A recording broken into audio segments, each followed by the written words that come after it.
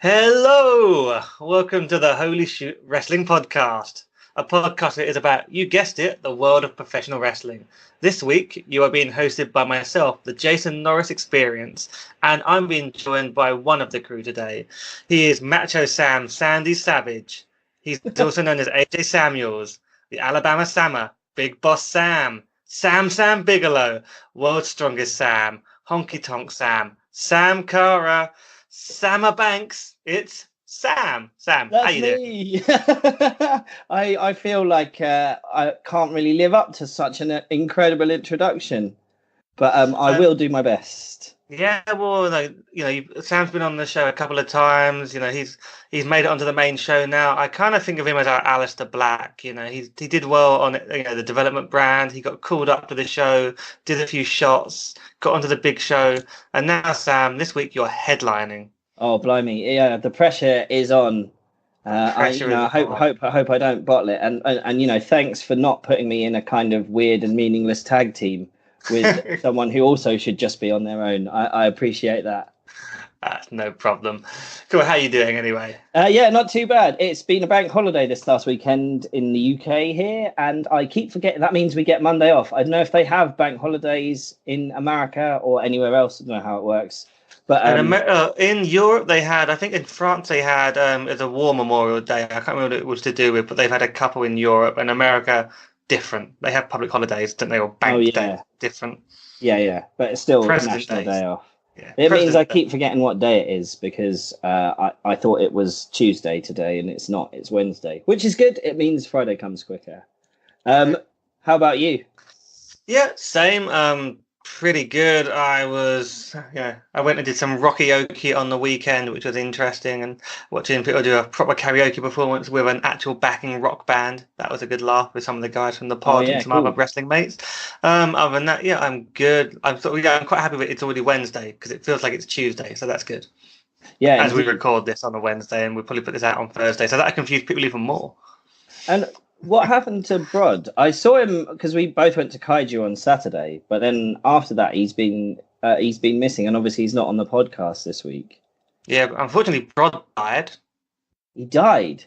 Yeah, after the Big Battel, the Ali Pali, he was getting in his limo home as he always does, and the limo just exploded.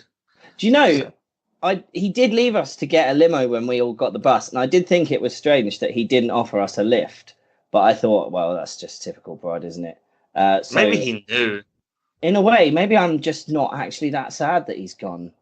Yeah, well, the fact that Brod has been blown up in that limo, you never know. We've seen people get blown up in limos and come back, but it means he's away at the moment, and it means so that's why Sam's been elevated to the headline status. Yeah, we're looking around and seeing who have we got. The big man's gone down. Who can we push to the moon? This is my pod now.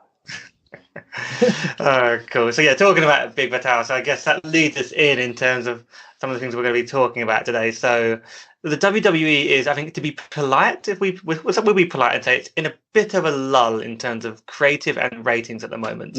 So we're actually going to continue our exploring of the wider world of wrestling this week. Last week, we had Brod here, and he led us through a chat about Impact's most recent pay-per-view, and we did a little comparison of the potential number 2 companies in the US. In the coming weeks, we hope to have some fun interviews lined up with some indie talent. But this week, in honor of David Starr, we are going independent. So after we cover some news shortly, we'll be taking indie wrestling in full in our main feature.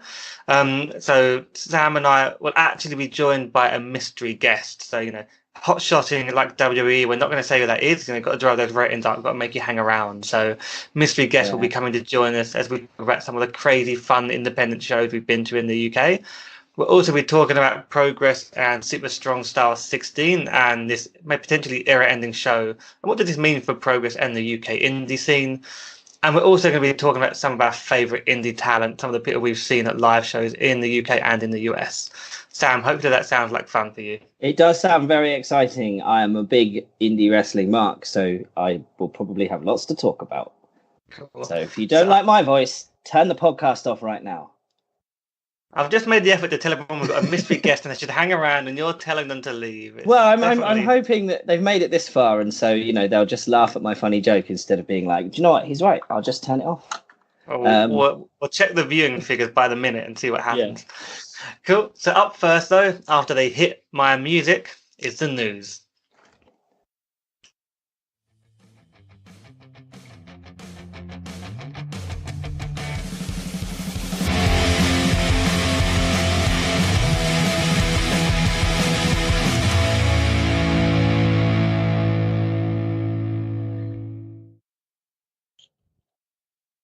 So this week, on the news section of the show, we've got a little bit of an eye onto the indie scene. So there's a little bit of an indie reference in each of these points. So we'll take 3 key things we want to talk about, though, before we get to our main independent wrestling feature. Let's start with WWE Wildcard. This is not a new pay-per-view, but it seems to be a response to the shrinking ratings. Rather than build new stars and storylines, let's just put people on both shows again. Sam, do you think this is actually going to work? And if it does, how long is it going to work for? I don't understand what it is. I mean, I know obviously what it is. It means, yeah, you can have all the champions from the other brand showing up on the opposite brand. But like, why? What's the point? Is it that they're just literally going to push about 4 or 5 people or storylines each week, and that's going to be it across both shows? In which case, why even have the brand split at all? It's going to be really disruptive because you'll have a storyline like Kofi and Owens, but let's say, oh, screw it, let's put AJ into a match with Kofi or Owens instead. It's going to get really messy, I think. But yeah, it seems hard to see how they're going to build stars with this approach, but it seems like a panic button moment. Yeah, it's a really confusing panic button because it's like, oh, who's getting the ratings? Well, we just put them everywhere. Rather than... it's a strange one, and I think looking at the numbers, so Raw, I think after Main they did about 3 million viewers in the US. Now that's down to averaging under 2 million, and I think this shows the potential of your hardcore audience that will turn up no matter what versus your more casual audience. And should you be super serving a smaller audience to maximize revenue, which is kind of like the indie wrestling model, when you've got limited availability, limited funds and room to grow, and you don't have that casual audience. So that feels like the indie approach, and WWE definitely wants to be getting that mainstream audience and those casual viewers back. And it doesn't look like maybe this is a solution we shall see in the coming weeks. Well, that's kind of where the big money is, isn't it, with advertising and stuff? Yeah, we shall see. They are very much. They're not a lot. They are obviously a bit of a live event business, but not like indie guys. Indie companies are relying on that, live shows and people coming to buy their pay-per-views. WWE is all about those live, the live events in terms of the merchandise they sell to families and those TV ratings. So we shall see. Next news point I wanted to cover is Chris Jericho. So we know he's signed to wrestle soon for AEW and do some dates with them. He's starting with Kenny Omega. He's got the Rock and Rager cruise in 2020, his second one of that after a sellout. I think it was last year now. And he's now announced that he's also going to be fighting Okada for New Japan Pro Wrestling. Sam, you're a much bigger New Japan fan than I am. Are you hyped for Jericho Okada? Yeah, definitely. I think every Chris Jericho match that ever gets announced is always one where you're like, oh, I didn't really think I ever wanted to see that match. But now that I know it's happening, I definitely do need to see it quite badly. And this is definitely one of those. Jericho is obviously like a wrestling wizard, and Okada is like kind of the new Jesus in wrestling. He's really, really, really, really good. So this should be an absolute stormer of a show, yeah. And I guess I'm using Jericho for the indie slot. I mean, when AEW takes off, I guess you have to say at that point he's not indie, but at the moment he's got that show coming up. He's done these New Japan things. He's got his independent stuff he's doing on the Rock and Rager. Is he the king of non-WWE shows? Yeah, I think he might be. I think I'd probably say he's like the smartest man in wrestling, in that he always seems to kind of know which way the wind is blowing and has always been able to adjust himself and his character. And I guess now his position in the industry to be kind of always at the head of the new era, whatever that might be. Yeah. And he's proven, from the data I've seen, he's a proven draw as well. So there was a big story about when he did his first match for New Japan, and it was the height of him and Kenny Omega. In the US, they saw a 20,000 subscription increase for the New Japan World subscription service. And that's not the easiest service to use. You need to do some translation work on that. But somehow it lined up with him getting hyped into that. They suddenly had 20,000 more people coming in. Based on that, Obviously, he's clearly a draw. He could draw on the indie circuit as well. But in New Japan, could you see them putting the belt on him? Oh, that's a question. Do you know? I don't know. I feel like the maybe if you'd asked me that question a year or two ago, I'd have said, "Oh no, definitely not. The IWGP title is way too serious for that, and they don't like doing really short title reigns." But actually, we've had kind of 3 very short title reigns since Kenny Omega, then Tanahashi, and then Jay White. Very, very short reigns, all of them with very few defenses. So maybe they will put it on Jericho. Yeah, we'll definitely one to watch. And when's that match happening? Did they confirm the date? I don't know off the top of my head. I'd be frantically Googling, but I have a mechanical keyboard, so you'd hear it really loudly. I believe it's like one of the major shows, but I just can't remember the exact date. Oh, it's at Dominion, which I can't remember the date of.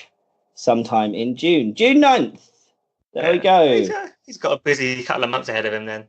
Yeah. So talking of guys that could potentially be busy, so Dean Ambrose, now known as Jon Moxley, now he's back on the independent scene.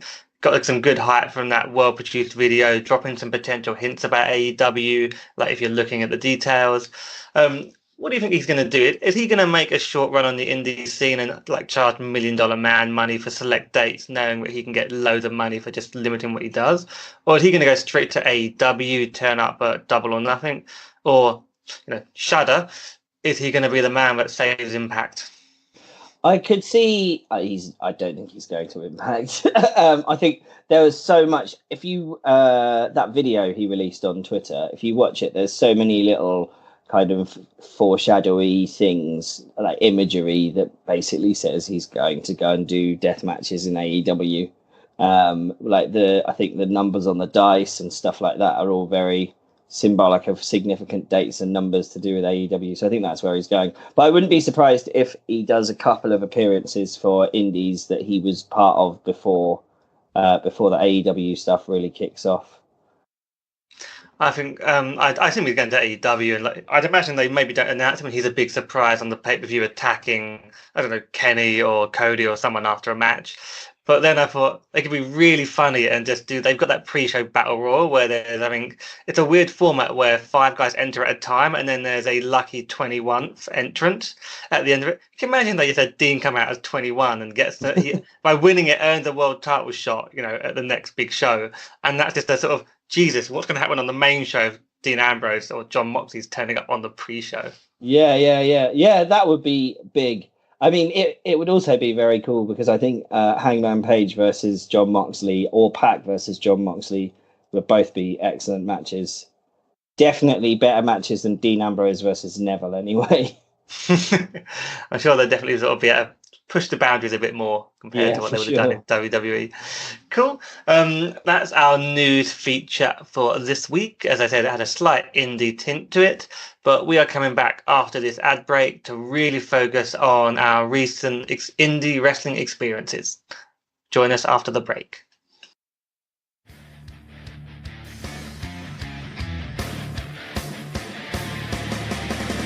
This podcast is affiliated with the WWL Meetup Group. WWL, or Watch Wrestling London, get together with many fans to watch pay-per-view replays on Monday nights and attend live events across London, be it WWE, Progress, Rev-Pro, Eve, and many more. It's a great way to watch wrestling with friendly people and all are welcome to join. You can find out more at watchwrestling.london or just Google Watch Wrestling London and you'll find the meetup page.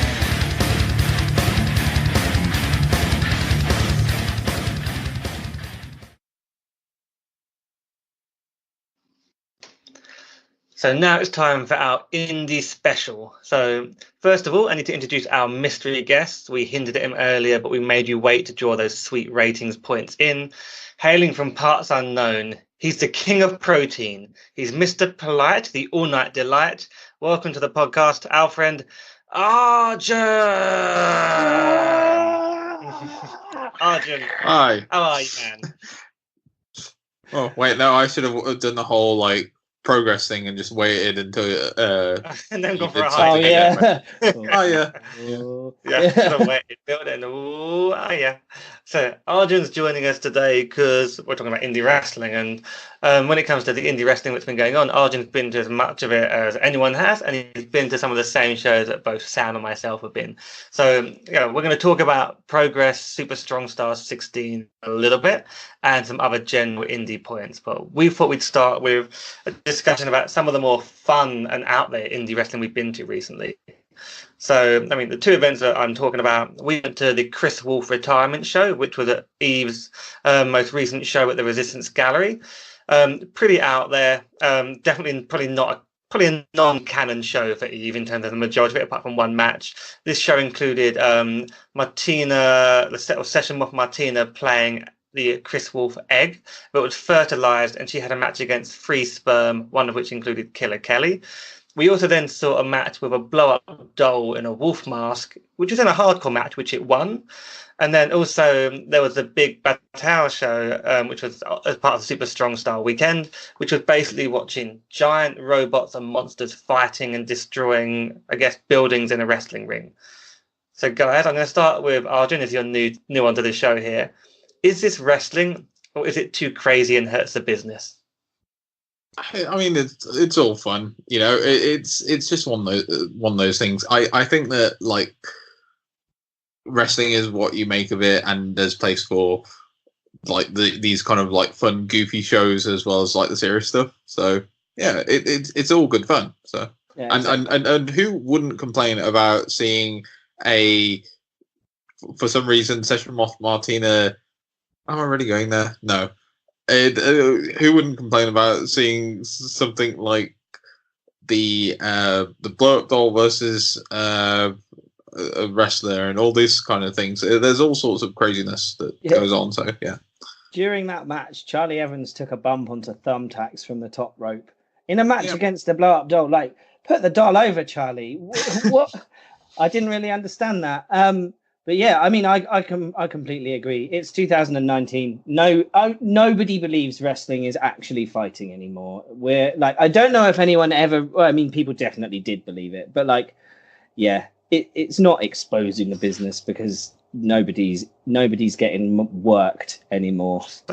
So for you guys, it's still not real to you, Dan. It sounds like. But on that point, so Arjun, actually, the Eve show, so Sam and I have been to a couple of Eve shows in the past. This was your first Eve show, and they're a great company. I recommend anyone goes to sort of see them or checks out their options on their streaming service. They are amazing, all independent female wrestling. But this is a little bit of an unusual one, but it's still, what did you make of the Resistance Gallery? Because this is the classic, I don't know if it's even classic, but this is a proper indie show. This is 200 people in a tiny venue around the ring, wrestlers coming down the stairs and through everyone, wrestlers jumping into the crowd. How did that feel for an indie event for you?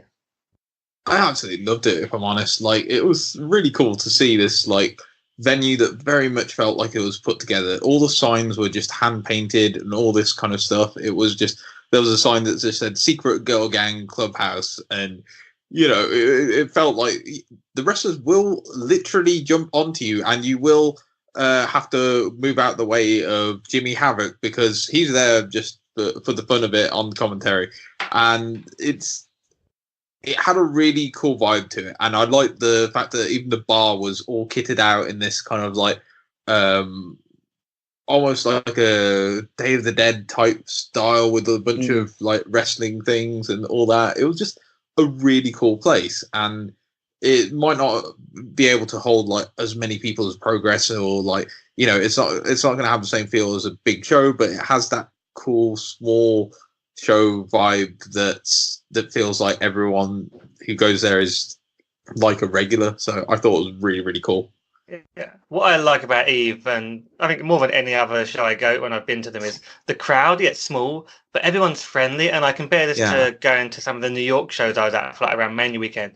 No one gets out the fucking way when you're coming back with a drink. At the Eve show, everyone was like, I was trying to get back to you guys in the corner.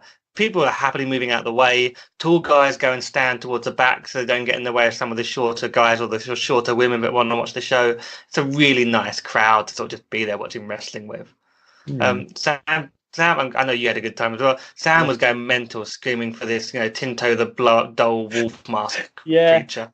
I got so into that match actually. When Charlie Evans poured out the thumbtacks, I started screaming at the ref like, "Do something, do something!" This is how I learned all Pro Wrestling Eve matches, all no DQ.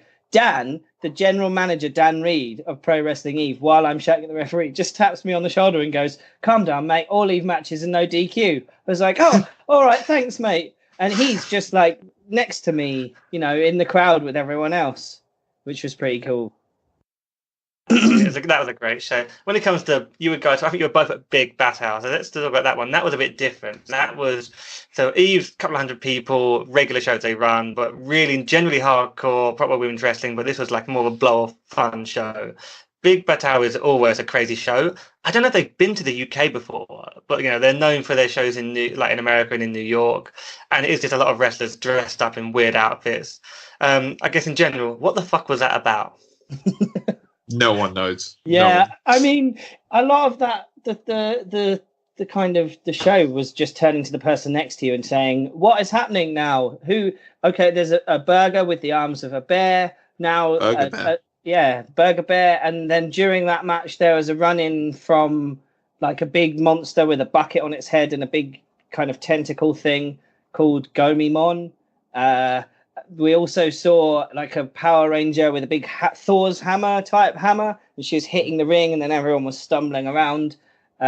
She was wrestling an evil unicorn and a bear ranger who used to be good but had turned evil. It sounds amazing. I just couldn't get to the show. I wish I had done, but it unfortunately wasn't something I could fit in. Oh, and they do right. It starts late. It's like late in the evening. It's definitely after a few beers, 9 till midnight kind of show. Yeah, I'm surprised they don't run more over here, because it's one of the fun things about this show was it was a progress with kaiju, and obviously because they're all costumes, the actual wrestlers are progress guys. So it was fun trying to guess who was playing who. I didn't get any until afterwards. That's what I wanted to ask, because I wasn't sure. Does it normally have the same guys that play the characters, or does it just in case when it was like hiring the costumes or a few of the guys and they run it all with the progress guys or whoever's booking them? So was it clearly like mainly progress talent in those costumes? I don't know. Did you get any of them while we were watching it, Arjun? There's only one pair that I recognised, and they were pretty obvious. Which was that? Well, with when Aussie Open came in. Oh yeah. Aussie Open came in. They did an appearance, but they were just Aussie Open, or they were like a sexy version of Aussie Open. Not that they aren't obviously very sexy all the time. They were hot cops. Yeah, they were hot cops, and they threatened to take, I can't remember who, Dr. Cube, the evil guy, to sexy jail. Which was fun. But then, I realised later the Ranger with the big hammer was Session Moth Martina. Connor Mills was the guy playing the Unicorn Party, their top face who's hitting moonsaults and stuff. The Dr. Cube, everyone thinks was Chris Brooks. Apparently, he's basically alluded pretty strongly on his Twitter that he was playing Dr. Cube. And then his assistants were, because he had a couple of assistants that came up with like monkey masks on, and that was Lucky Kid and Kid Lycos, people think. Because they didn't do any wrestling. Obviously, Lycos is retired now. But yeah, I thought it was pretty cool. Was there much actual wrestling on this show? Or was it more just the insanity and like this special event? Was it actual matches that you got into? Arjun, kind of. There was kind of matches, but it was all silly. It was like nothing really mattered. It was just dumb fun, really. Yeah. I wouldn't say it was. Oh yeah, there was this match. Yeah, you were there to see dumb things like an orangutan, an American beetle destroy Trump Tower, and a character called Dusto Bunny, which like had talcum powder all over it, so every time it hit a move, like dust flew out of it and stuff like that. Yeah. It was just all. Yeah. I think they did try and have a story, because in the build up I watched a couple of like clips and stuff on YouTube, and normally the organizer and another dude, in this case Jim from Progress, on the mic, and they kind of like explain what's going on. Half the jokes seem to be like the move names and things like that. But unfortunately, because of the fact that they play music the whole time and that Ali Pali isn't really a venue that's designed to have a PA in it, I couldn't really hear what they were saying a lot of the time because it was just echoey. It was only occasionally when like I could pick up on names and stuff. So the Sam, weird thing is, sorry. Yeah, go on, Arjun, go. The weird thing is that the sound for day 3 of Progress was actually all right. It was actually fine in comparison to the Big Battel. So. Yeah, I don't know why that happened then. But that kind of took a little bit away from it, but not much because, I mean, I'd already had about 4 beers before we got there, and it was excellent just seeing a big monkey beating up a burger and stuff. So talking about both events, talking about Kris Wolf's retirement show for Eve and then Big Battel at the Ali Pali after Progress, what was the maddest thing? What was the one thing out of both events that was the most insane thing you've ever seen in a wrestling ring? Sam, you first. Can you think of someone? That's like one kind of defining moment. What's under Dr. Cube's mask? That was horrible. Nobody should have to see that. I also think probably actually the Charlie Evans thumbtacks from the top rope bump was the wildest and weirdest thing I've ever seen. In pretty risky to do a thumbtack bump when you're wrestling a blow-up doll. That could have gone wrong. Yeah, it could have gone really wrong. But the blow-up doll was fine. Like Charlie Evans had stuff sticking in her back and things. Yeah, that for all the different reasons. The fact that it was a match against a blow-up doll. The fact that it was a bump onto thumbtacks and the fact that there was no reason for it to have happened at all. Yeah. See, one of the reasons I love that choice is so that's when I went to the bar the one we're doing this match, and I'm just at the bar ordering a beer, and the bar's not far from the ring and everything, and I literally turned around for my beer, and I pretty much walked into the blow-up doll with the wolf mask on it, but it's being slapped by Charlie, and I was like, what the hell? I just turned around into because I had no idea that was right behind me. So I've got to still watch that on the Eve Light network at somewhere and find myself looking very confused. Arjun, what about you from the 2 events? What's the one thing that you would call out? Well, I just put on my on my Instagram just like this picture of the Burger Bear teaming up with the Session Moth Martina character and the Double Unicorn and the Power Ranger, and it's just like, what is happening? This is the weirdest thing. This is like the perfect example of wrestling can be very, very weird. So I think just crystallized, okay, this is what Big Battel's about, because it's just super dumb, and it was just, yeah. I was just really entertained by the fact that there was a Burger Bear character. And I saw on a preview video that it would actually spurt out ketchup. It does. I'm going to ask Sam this question. How angry would Jim Cornette have been about these shows? Oh, I think he probably might have just burst. Like completely turned completely red and exploded. I mean, yeah, he doesn't think much of anything that's not like super serious 1980s, like big roidy boys slapping each other type wrestling. And like, I think there's a place for that, but wrestling is such a big entertainment medium that Jim Cornette should calm down a bit. I love listening to Jim Cornette. I'm a fan of his podcast, but yeah, I think he's got a certain view. But I'm more open to all of it. I love some of the old school stuff he talks about, but yeah, I'd imagine he would have just gone extremely red and just exploded if he'd been at one of these shows. Just a quick one. How many people turned up, by the way, for the Big Battel show? Because it was in the Ali Pali. So was it like 1,000 people, or was it more than that? Just estimate, I guess. Yeah, I don't know. It looked like most of the seats were filled. Yeah. But it was not allocated seating, so it might not have been like every single seat on a row was filled. Mm. Certainly, like the first half of all the seats were definitely filled. I don't think it was. I don't think it was all people that were actually just there from the show previously. I was talking to someone on merch stand, and they were saying that some people literally just came for Big Battel and they hadn't actually heard of Progress.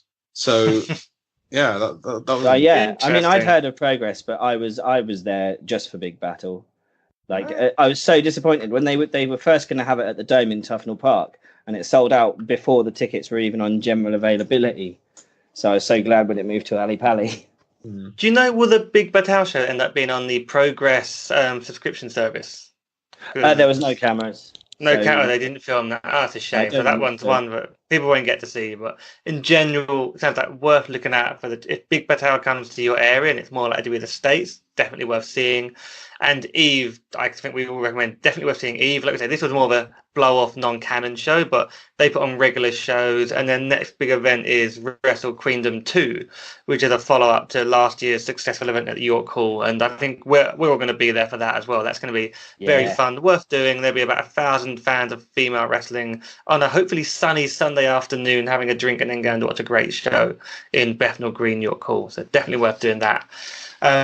But transitioning from those more, I guess, blow off. That's the fun that you can have at an indie event.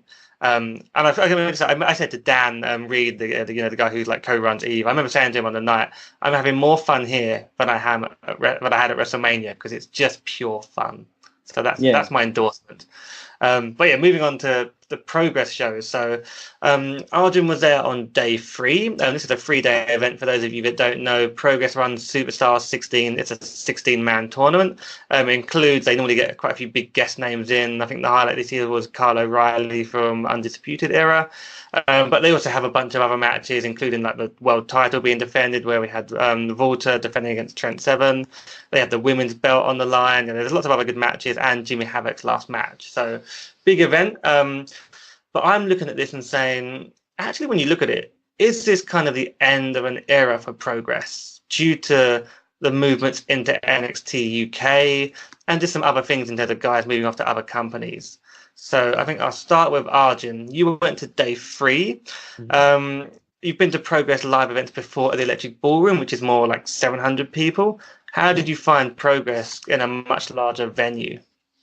Well, I think Ali Pali has become an official, like almost like their big WrestleMania-like show for them, and I think it still worked really well. You still had a lot of the regulars that you almost recognise at every show, and it seemed like a grand stage. And I think in terms of it being like an end of an era, it did feel like that during the show. There was a lot of goodbyes and things like that, but it still looked like it was staying strong. I think they set up like a lot of big people to be the winners. Are we revealing like who won and things like that? Or yeah, we're going to talk about that as well in a moment. Yeah. I mean, just building on that, we're building on that point. So, I mean, the reason I took this because like it was Jimmy Havoc's last Progress match, and he's kind of like, when you think of Progress, I guess he's the name most closely linked. I don't know if there's anyone you would say stronger than that due to the length of his previous world title reign and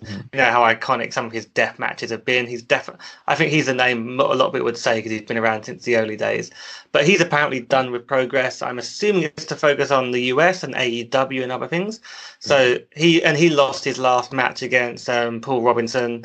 I think you were there for that one. That was on day 3, right? So you saw that, Arjun. Yeah, that match was great and also disgusting because so that was a death match. Yeah. Right? So if anyone's seen him, he's covered in blood at the end. But yeah, was it enjoyable or was it just violent? It was a mixture of both because I mean, like, you knew it was going to be a Jimmy Havoc match. It was going to be a classic death match. But I, you know, you give props to the guy for taking so many bumps, and there was like one spot in particular that was kind of like a bit insane, and that was like one of the more enjoyable ones. They had this table with a bunch of light strips attached to it, and he took a bump from the top rope into the table. And I thought that was pretty great. But there was some more gruesome spots. They got out the staple gun. They got out all sorts. And like Jimmy Havoc at one point just ate a lighting tube. So it was just like, oh, please don't do that. But sounds like it was a lot more violent than the Wembley match then. Yeah, there was a lot of blood. So will Progress miss Jimmy Havoc, or does someone like Paul Robinson step into that void? Sam, I'll go to you for this one before we go back to Arjun. Yeah, I think Paul Robinson is going to be the next kind of scary Jimmy Havoc one. He's a guy where I'd seen him in a few other places, and I thought he's always played like a cowardly heel because he's not the biggest of guys. And then seeing him in Progress, all these big lads, absolutely terrified of him. And I thought, I don't really see it myself. And then I saw him do that death match with Jimmy Havoc, and I thought, oh, okay, yeah, no, fair enough. If he'll go to that length to entertain us, then fair play. So yeah, I could see Paul Robinson filling that spot for sure. He also did a lot of hardcore stuff with as the Swords of Essex against Aussie Open in the previous chapter show, which is maybe a bit of foreshadowing. Yeah. Arjun, I mean, any views on Havoc leaving and what they do next? Yeah, I mean, like he's probably like leaving just because of AEW and all that. I imagine he's probably having to move to America, but yeah, I mean, although it's the end of an era with with Jimmy Havoc, I feel like Progress will kind of like move on and they'll find someone else to replace him. Paul Robinson might actually be the one to replace him for now, but I could see them building up another wrestler to going forwards. I think it's just that like Parker. There's a few of them, yeah, and it's like so. So talking about other people that look like they might be done. Jinny, she had her last match on day 2, so you wouldn't have seen that, but she lost to Session Moth, so she didn't qualify for the women's match on the final day. But she seemed to be doing a send-off as if she might be leaving as well, and they built the women's division around Jinny after they had Toni Storm, and they would transition that to Jinny for the last, I guess, year or two. Do you think she's done? And what does that leave the women's Progress division? Sam? So I think, yeah, Jinny's moving on. She's getting NXT UK'd like so many people. And yeah, I think I heard that she's like pretty popular with the WWE people. So fair play to her. I think there's still exciting stuff to come though. Nina Samuels is definitely more than a fitting replacement for Jinny. She's capable of having some really good matches and her mic work is extremely good. Plus Jordynne Grace is incredible as well. So yeah, Progress women's division still looks pretty strong even without Jinny. And Arjun, you saw the women's 4-way for the belt, right? Yeah. And was that how good was that? It sounds like a great set of guys in it or girls in it. Sorry. Yeah, so that match was pretty interesting, and I think they were setting up a lot of storylines there because like Jordynne Grace, like she fully turned heel. She was like, you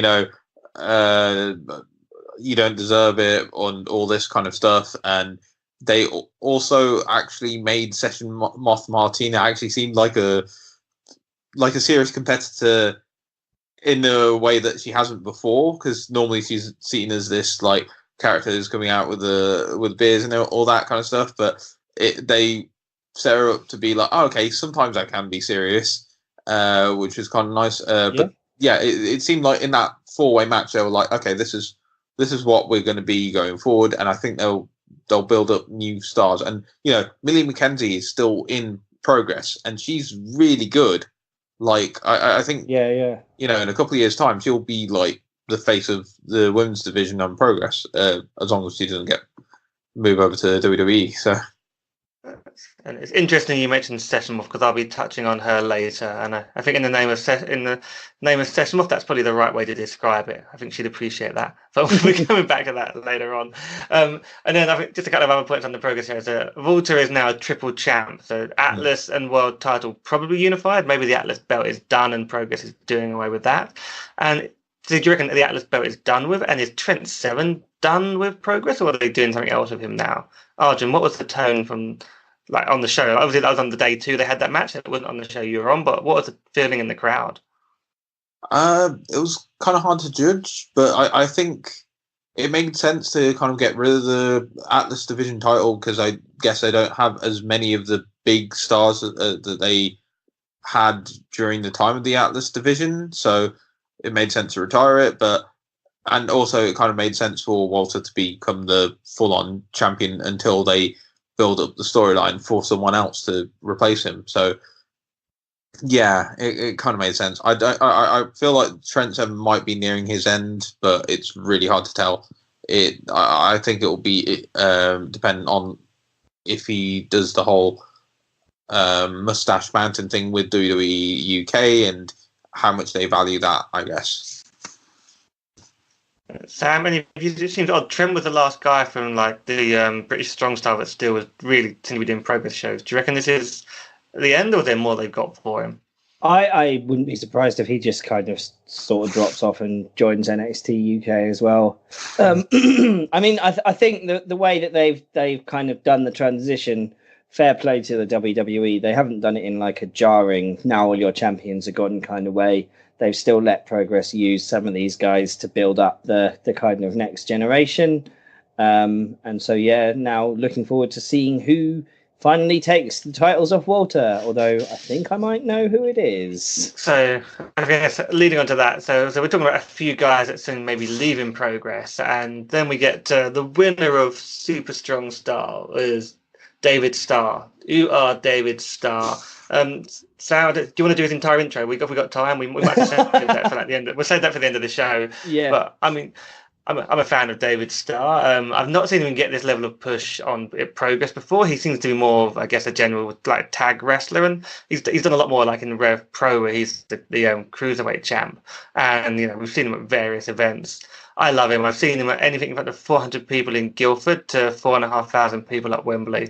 He was pushing the independent guy thing in recent weeks a lot. He's won the tournament. He's going to be setting himself up to take on Walter at some point. What do you make of David Starr winning this? And is he the man to win the belt? Sam, let's ask you first. I think so. It's Progress love their big climactic moments, and they do them well. I think me and Arjun were both there when Walter won the titles, and like the pop there was unreal. It's like the air turned solid. And I think, when David Starr takes the title, when he has his match against Walter, which he will, again, it's going to be a ridiculously huge pop. Because in case you guys didn't know, there's obviously been a long-running story with David Starr in so many different indie federations that he can't beat Walter. He tries, he always comes close, but he never quite manages it. He has a tap out over him, but the ref was knocked out, right? He's made Walter tap out in a match in Germany, but didn't get a decision. So that's as close as he's got.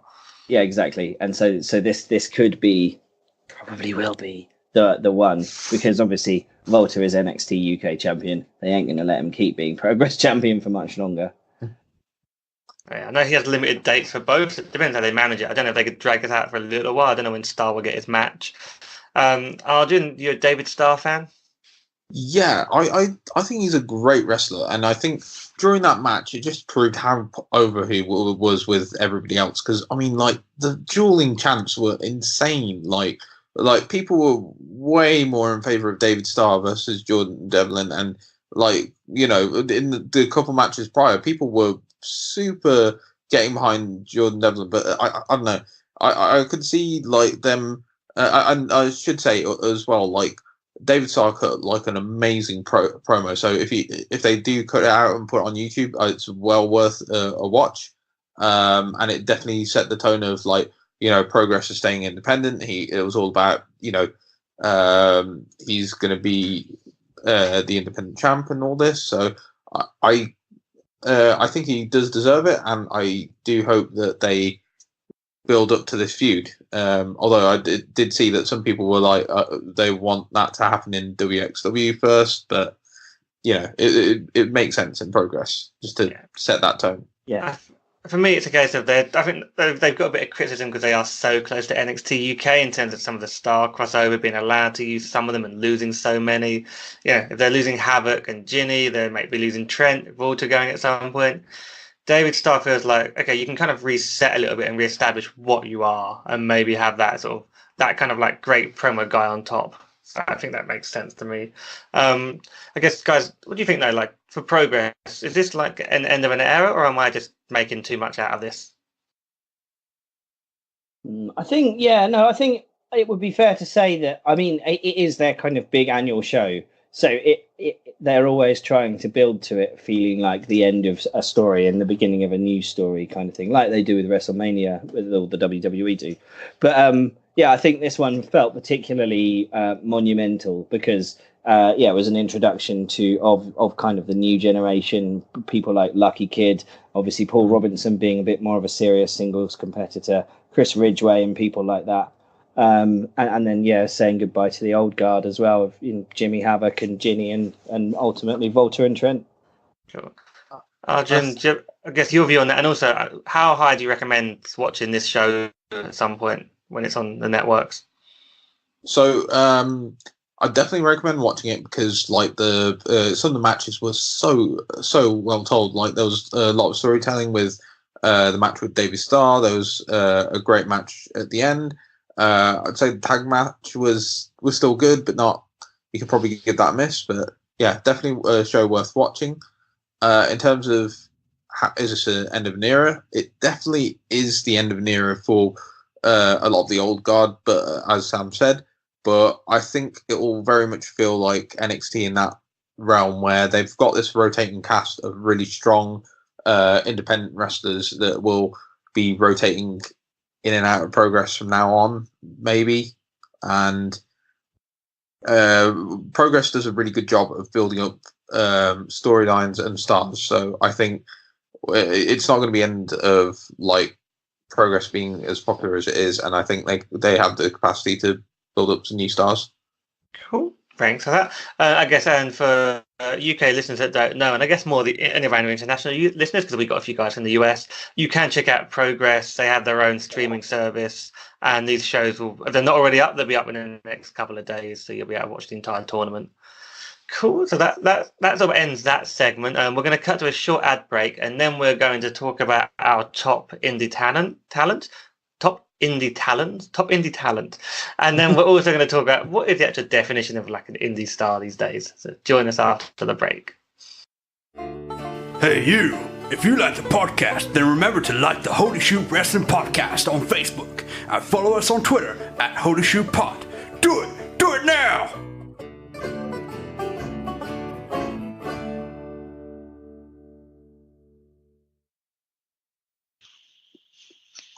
So in our final segment of the show, we're going to talk a bit more about what is an indie talent and who our favourite particular indie talents are.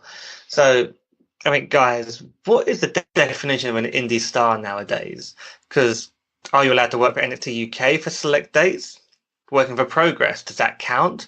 Or are you still independent? Or are they too big? And what about if you're a New Japan star, but you come to the UK and work for Rev-Pro or do indie dates? I guess, even if you have a strong view on what exactly is an indie star in terms of compared to what it was in the past. Yeah, it's a tough one. I guess if you wanted to be really smarky about it, then you'd say anyone who hasn't worked for WWE full time, which I guess actually doesn't even apply anymore either, because quite a lot of Progress or ex-Progress people like Eddie Dennis and Mark Andrews as two examples, I don't know if they do full-time NXT UK, but they're definitely on the roster because they run Attack Pro and other companies like that. So, yeah, I don't know. It's all a bit blurry, isn't it? They are very blurred lines these days. Arjun? I think it's whatever they're synonymous to, because I think you when you think of, like, say, someone like David Starr, you could never associate him with, any sort of act, and even with Jimmy Havoc right now, you associate him with Progress, but I guess that definition changes as they, get on other big companies, I guess. So yeah, again, it's tough. I think it's just more what do you associate that independent wrestler with the most, and if you assign them to a company, then they're probably not quite independent anymore, I guess. Yeah, that's fair. Seems like one way to look at it, because I look at David Starr. His big thing is he's independent, so I buy that. I think Millie McKenzie, I'd buy that. But then I'd look at someone like, I guess Toni Storm definitely is not independent anymore, even though she still does the odd thing in Japan. I guess Tyler Bates, since he stopped, his last show was probably Wembley for Progress. I don't think he's done any indie stuff since then. No. So some of those guys are just going off the market. I think someone like an Aussie Open, they turn up everywhere. Progress, Rev-Pro. They haven't been on NXT UK. I guess they're an example of someone who works for multiple companies and they've been to the US. We saw them at US shows. I guess Arjun, it's like, are they identified with one brand, or what is that brand, or are they just seen on multiple shows?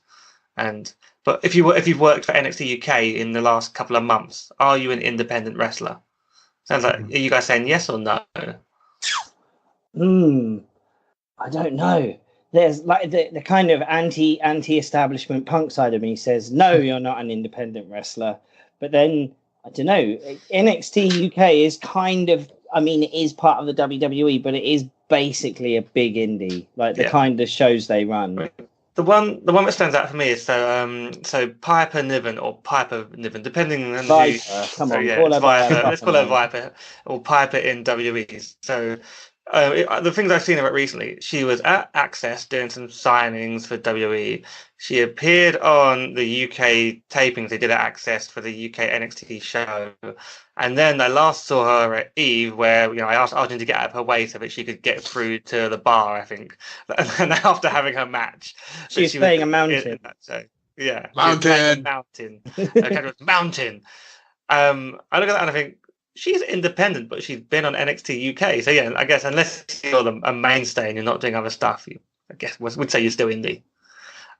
What about Zack Sabre Jr.? Sam, you're probably a fan of his. Oh, yeah. Is he an independent wrestler? Nah, I think he's the Rev-Pro champion.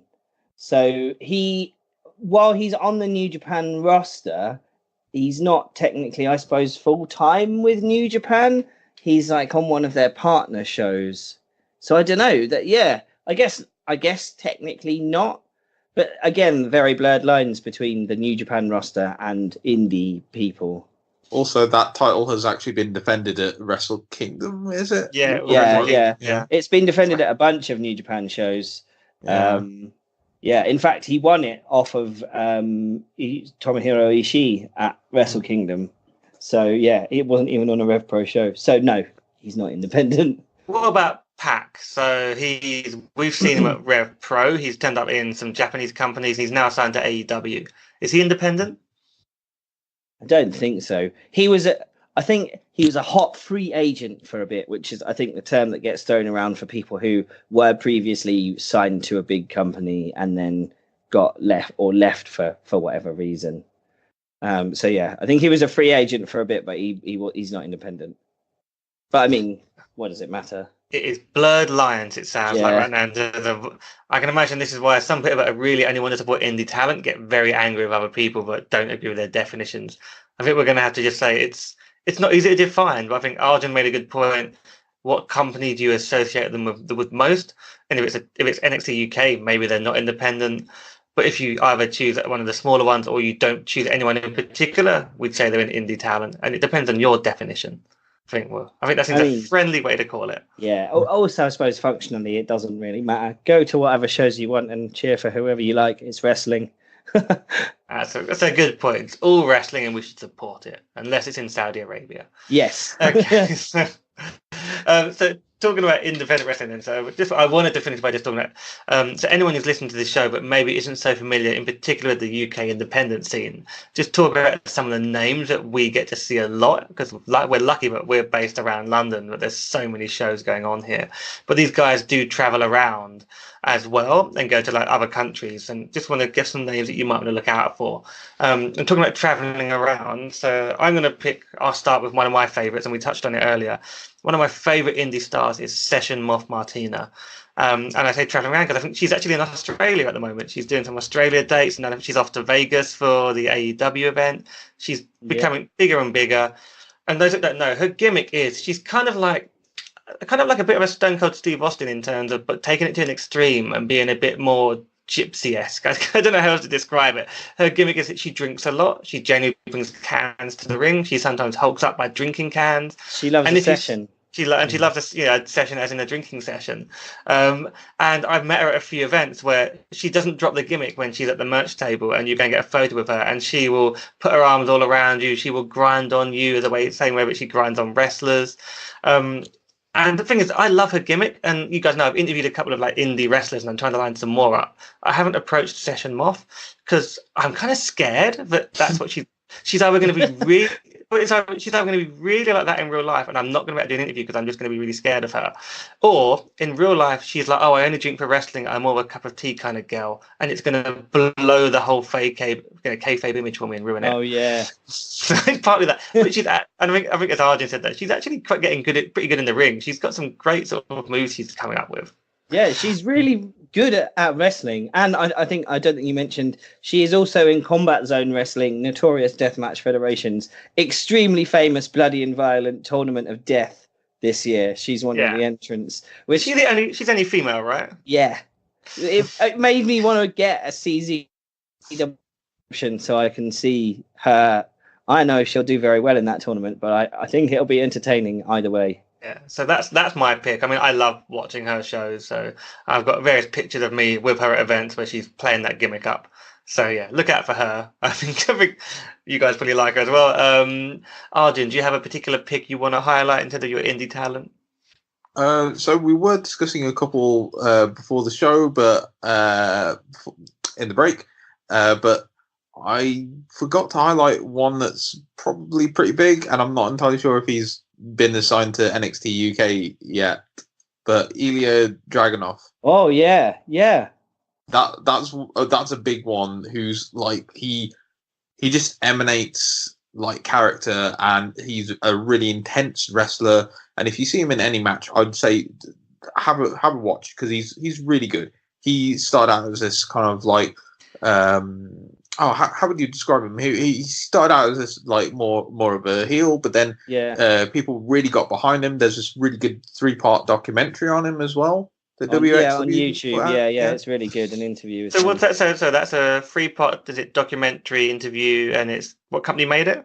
WXW. Yeah. So just to make sure a bit know to look for. Cool. Yeah, it's really good.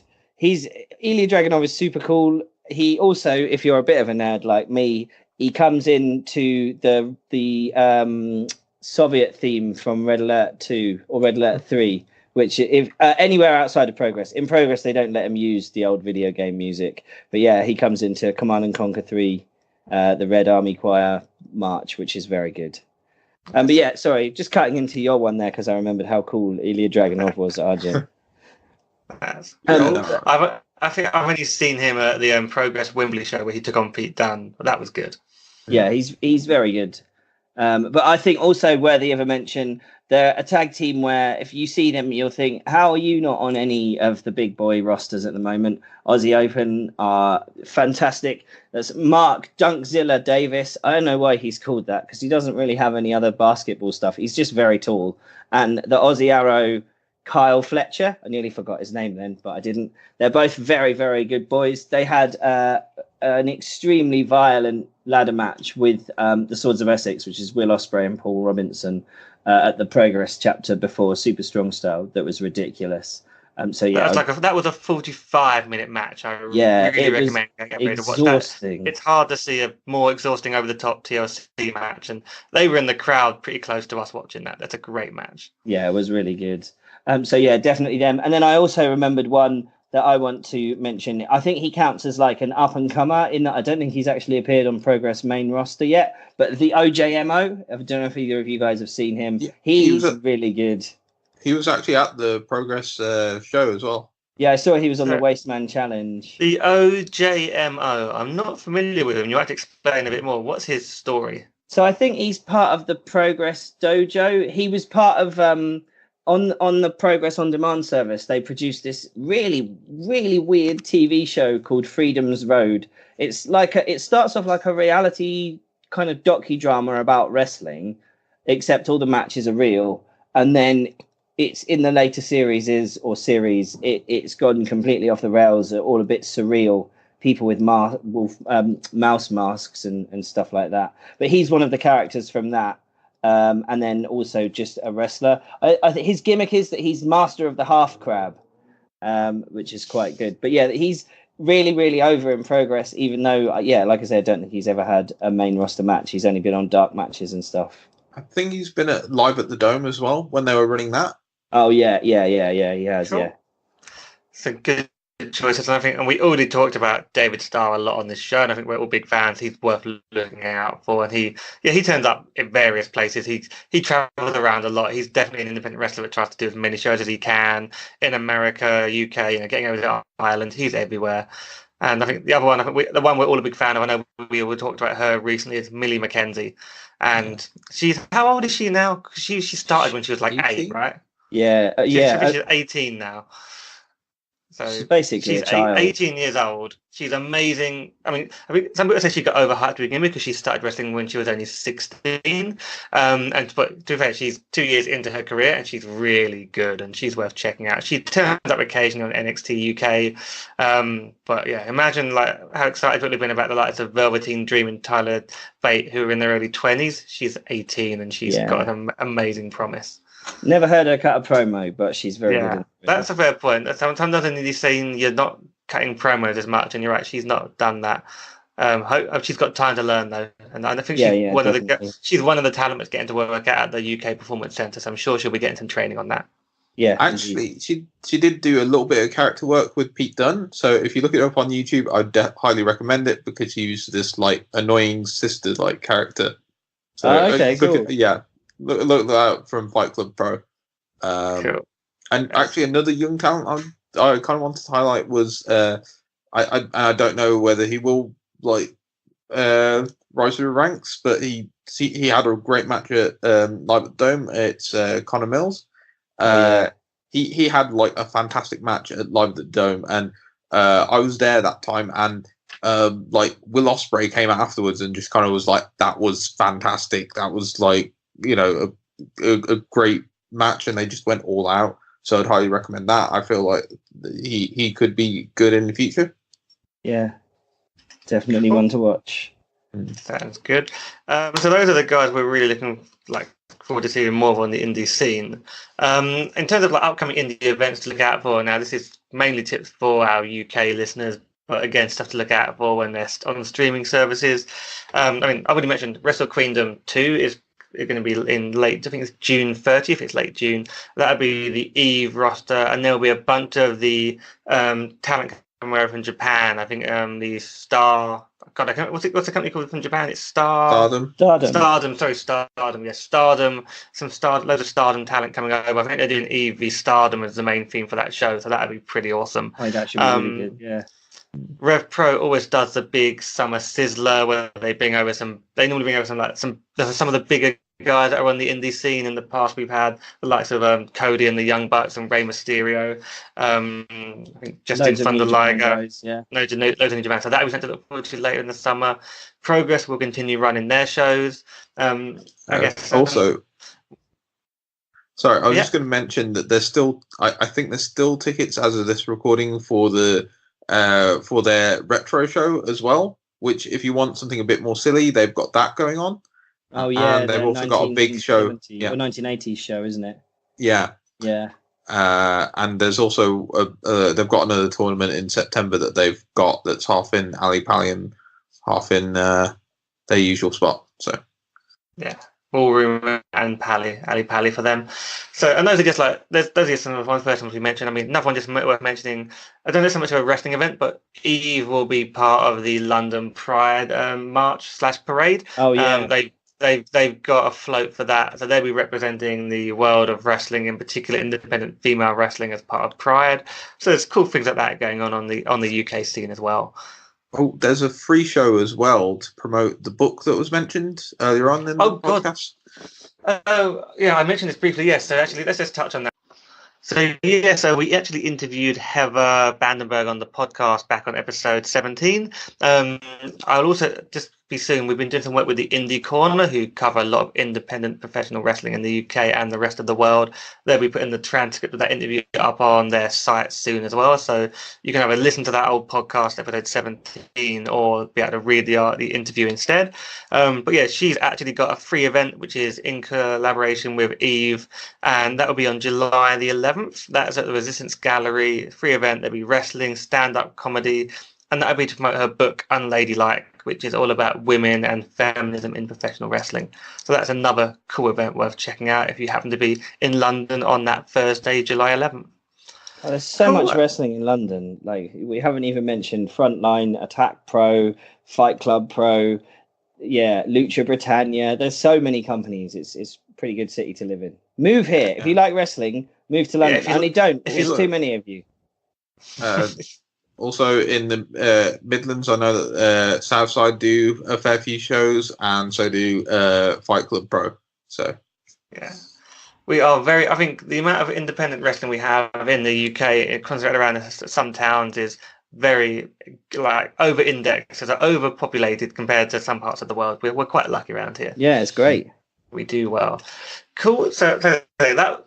I hope everyone enjoyed this discussion about independent wrestling. We'll focus on the UK scene. Coming up in future weeks, I'm hoping to have a couple more interviews lined up with just sort of the wider world of wrestling. I think we're going to talk to some people about, some of the bands that do music about wrestling, some people that are writing about wrestling for their PhD, as well as probably catching up on what AEW are doing for their Double or Nothing shows. So a few things that aren't all WWE related while we're in this interesting WWE period where they really don't seem to know what they're doing. So that's all for this week. Guys, I've got a note that we end the show with a dance-off and pyro. So we can do that, but it's not going to come across well as an audio show. So we'll just have to do that, I guess, offline and know that we did it and tell everyone about it later. Yeah, definitely happening. That's exactly what we're going to do. I'm doing it right now. We'll record it and we'll put it on the social channels. Look at these moves. Hopefully everyone enjoyed that. Please head over to iTunes. Head over to iTunes and give us a 5-star review if you can. That's always appreciated. It helps with the ratings and us to get more visibility. And of course, reach out to us on the social media channels which we promoted just before this segment. Cool. Thank you for your time today, guys, and we will catch up soon. I need to do Brod's closing line as he's dead. Oh yes. That's the bottom line, because this pod said so.